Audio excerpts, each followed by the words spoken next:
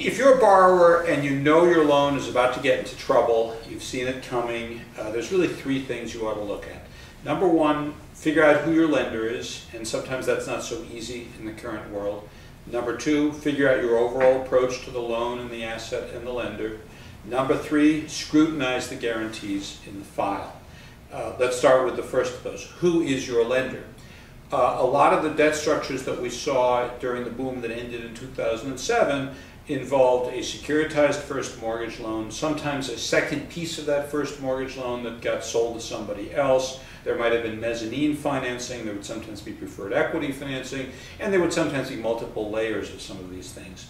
The result of all that is there were extensive agreements entered into to govern how all this stuff was supposed to work, who would make decisions, how you would enforce the loans, who would call the shots, who would communicate with whom about what flexibility different people had to do different things. And that was supposed to set up a regime where if the loan got into trouble, somebody could make decisions, somebody could act on it, and the process could go forward.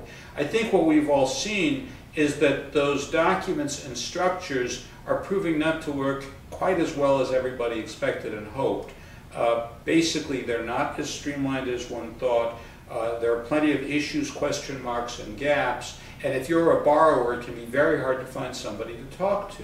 So one of your first questions is, who do I talk to, and what rights do they have, and who else is there in the picture, and who else do I have to think about? And it becomes kind of a very, very complicated multiplayer game of chess because of the number of parties that are involved. So if you're a borrower, you want to get your arms around just who am I supposed to be dealing with, and is anybody home there? Second, regardless of who the lender is, if it's just one bank that holds the whole loan, or one of these stacks of debt that we perpetrated during securitization, figure out your overall approach. What do you want from this asset? And the most common thing a borrower would like is more time without the need to write more checks. Because if you have more time, there is a possibility that the world will improve and we'll be able to come out of this period fine, and the borrower will be able to hold on to their asset. If they have to write more checks, then they really have to ask themselves, is this an asset that I want to put more money into, or am I just dumping good money after bad?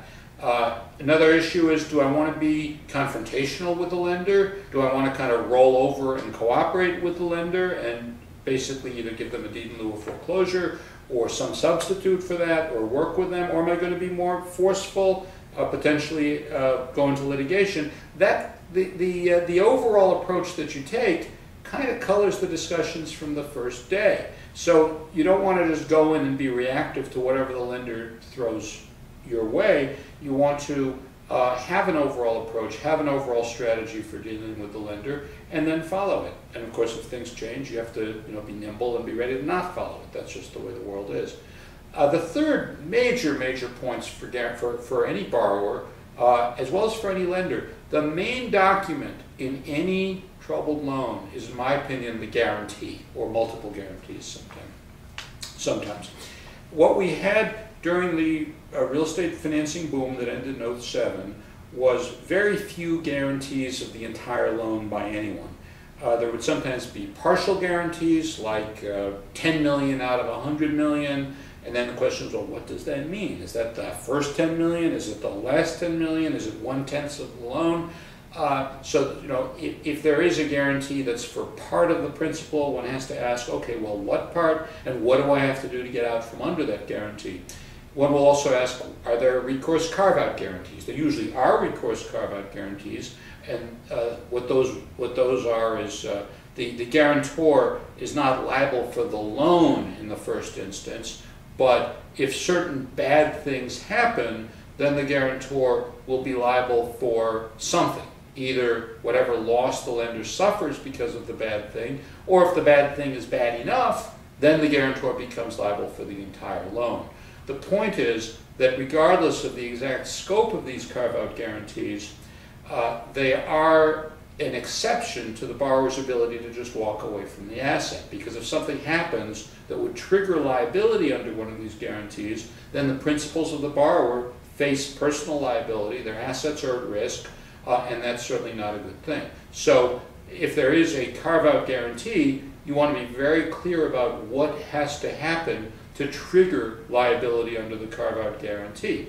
And there's often long lists of events that can trigger liability under carve-out guarantees. And there's sometimes words there that can have surprising meanings, such as fraud or waste. There's been a number of cases recently where guarantors have gotten stuck with personal liability because of the words of the guarantees. And I think what's important to realize is that people often remember what guarantees say, and the guarantees really say something a little different, but the difference can make a big difference. So one of the first things you want to do if you're a borrower or if you're a lender is get those guarantees out of the file drawer, read them, and figure out exactly what you're personally liable for, exactly what you have to do to terminate that liability, and also understand any theories a lender might be able to use to find more personal liability than you expected. And these things have been happening too. So those are the main events. Understand who your lender is, figure out your overall approach, don't just be reactive, and understand the scope of the personal guarantees.